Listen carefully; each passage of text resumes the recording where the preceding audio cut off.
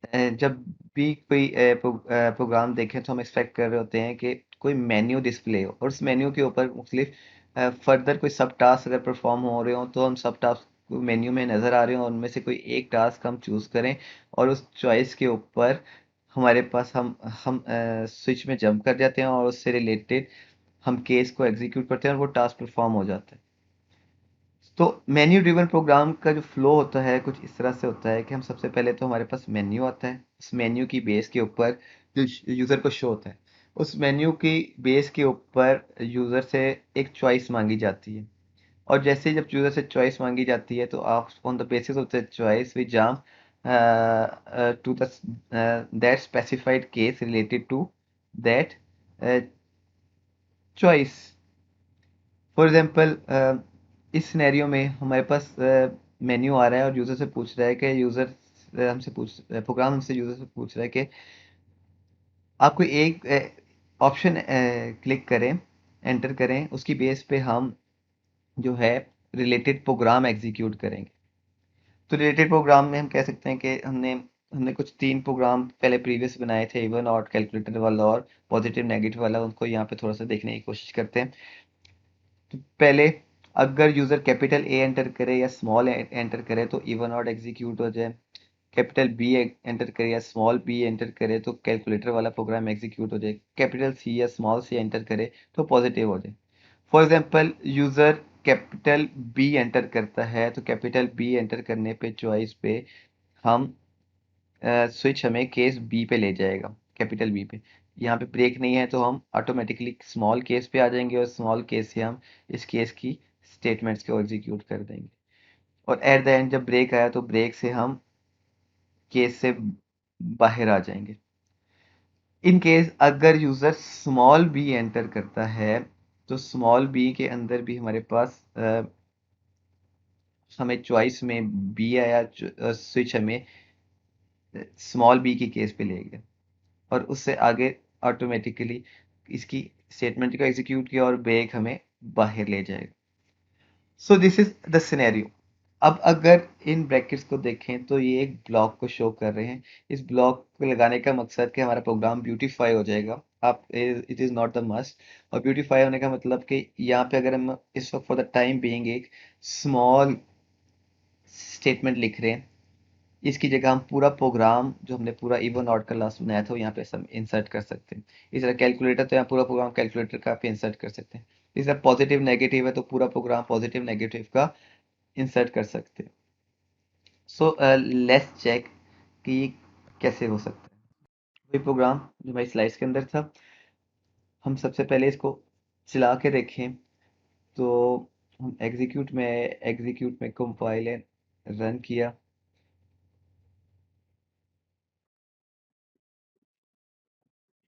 और हमारे पास ये आउटपुट आ गई।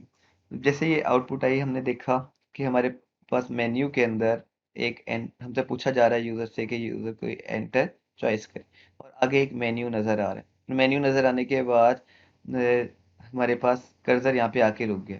अब अगर कर्सर यहाँ पे रुक गया है तो इसका मतलब कि यूज़र से पूछा जा रहा है कि कोई वैल्यू एंटर करें।